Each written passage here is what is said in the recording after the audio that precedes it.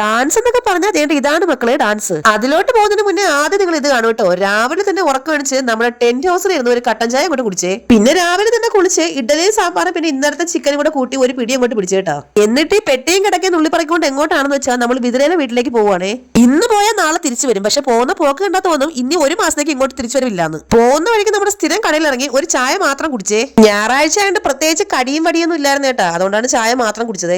ദേണ്ട കണ്ടില്ലേ സിമെന്റിൽ ഉണ്ടാക്കി വെച്ചിരുന്ന ഒരു മരവും അതിന് മണ്ടയിൽ ഒരു കുരുവിയും. ആ ബെസ്റ്റ്. ഇതിനെ കണ്ടിട്ട് കുരുവി എന്ന് പറയുന്ന ലോകത്തിലെ ആദ്യത്തെ മുതൽ നീ ആയിരിക്കും അച്ഛൻ. ഇതിനിടയ്ക്ക് ഫോട്ടോ എടുക്കാനെന്ന് പറഞ്ഞ് മോൻ നിന്നപ്പോ ഞാൻ പറഞ്ഞു എടാ മണ്ടയിലിരിക്കുന്ന കിളി ഇപ്പൊ തലേ കൂടെ കാഷ്ടിക്കുന്നു. പറയേണ്ട താമസം അവൻ എങ്ങോട്ടോ ഓടിപ്പോയി. ചായയൊക്കെ കുടിച്ചിട്ട് അടുത്ത് ഞങ്ങൾ പോയത് ദേണ്ട പടക്കക്കടയിലേക്കാണ്. അവിടെ ചെന്നപ്പോ പൂത്തിരി മത്താപ്പ് കുടച്ചക്രം തറച്ചക്രം സവാള വട ഒന്നും വേണ്ട.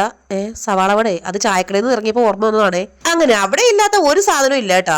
വർഷത്തിൽ ഒരിക്കലും മാത്രം പറഞ്ഞ ദീപാവലി അല്ലേ, എന്നാ പിന്നെ കുറച്ച് സാധനങ്ങൾ മേടിച്ചങ്ങോട്ട് പൊട്ടിച്ച് കളയാന്ന് വിചാരിച്ചു. ഇന്ന് വെടി പൊട്ടിച്ച് നിന്നെയൊക്കെ ഇവിടുന്ന് പറപ്പിക്കുമെന്നും പറഞ്ഞ അച്ഛൻ ഏതാണ്ടൊക്കെ വാരി കൂട്ടുന്നുണ്ടേ. അങ്ങനെ എല്ലായിടത്തും കറങ്ങി വായനോട്ടൊക്കെ കഴിഞ്ഞ് വൈകുന്നേരം വീട്ടിലെത്തിയിട്ട് ഞങ്ങൾ ഇതേ കട്ടൻ ചായയും മിച്ചറും കഴിക്കുവാണേ.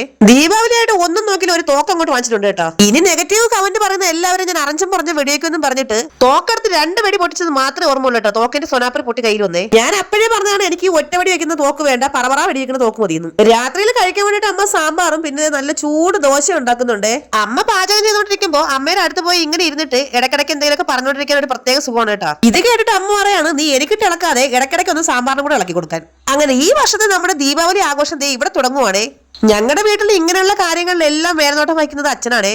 ഈ പടക്കോന്നൊക്കെ കേട്ടാലേ ഞാനും അമ്മയും 4.5 കിലോമീറ്റർ അപ്പുറത്തോടും. പിന്നെ ഞങ്ങളെ കൊണ്ട് ആകെ പറ്റുന്ന പരിപാടി എന്ന് പറഞ്ഞാൽ ദേണ്ട ഈ പൂത്തിരി എടുത്ത് 2 കയ്യിലും വെച്ചിട്ട് ഇങ്ങനെ കറക്കുക. സാധാരണ ഞാനത് തോട്ടക്കമ്പിൽ കുത്തി വെച്ചാണ് കത്തിക്കാറുള്ളെങ്കിലും വയസ്സ് 35 ഇനി തോട്ടക്കമ്പെടുത്ത കാലിന് മുട്ടുകാല് തല്ലിയൊടിക്കുന്ന അച്ഛൻ നേരത്തെ പറഞ്ഞുകൊണ്ട് കയ്യിലെടുത്ത് വെച്ച് കറക്കിയതാണ്. ഇനി നിങ്ങൾ കാണാൻ പോകുന്നതാണ് എന്റെ അച്ഛന്റെ ഫയർ വിത്ത് ഡാൻസ് കേട്ടാ. എന്റെ അച്ഛന്റെ ഉള്ളിൽ ഒരു പ്രഭുദേവം ഒളിഞ്ഞിരിക്കുകയാണെന്ന് ഇപ്പോഴാണ് ഞങ്ങൾക്ക് മനസ്സിലായത് കേട്ടാ. എന്റെ ബലമായ സംശയം ഏതോ ഫയർ ഡാൻസിന്റെ ടീമിൽ നിന്നാണ് എന്റെ അമ്മ എന്റെ അച്ഛനെ അടിച്ചോണ്ട് വന്നതാണ്. സത്യം പറഞ്ഞാൽ ഞങ്ങളുടെ ആയുസിൽ ഞങ്ങൾ ആരും ഇതുപോലെ ചിരിച്ചിട്ടില്ല കേട്ടോ. ഡാൻസ് കളിക്കാനാണെങ്കിൽ എന്നെ വെല്ലാൻ ആരും ഇല്ലെന്ന് പറഞ്ഞ് ദേ പൂത്തിരിയും കൊണ്ട് അമ്മ ഇറങ്ങിയിട്ടുണ്ടേ. സത്യം പറഞ്ഞ് എവരുടെയൊക്കെ ഉള്ളിൽ ഇത്രയും വലിയ കലാവാസന ഉണ്ടെന്ന് നമ്മൾ തിരിച്ചറിയാൻ വേണ്ടിട്ട് ഒരു ദീപാവലി വരെ കാത്തിരിക്കേണ്ടി വന്നു കേട്ടോ. എന്തായാലും ഇത്രയൊക്കെ ആയി. എന്നാ പിന്നെ ഒരു ഡാൻസിന്റെ ട്രൂപ്പ് അങ്ങോട്ട് തുടങ്ങിയാലോ. അപ്പൊ എല്ലാ മുത്തുമണീസിനും നമ്മുടെ ഹാപ്പി ദീപാവലി.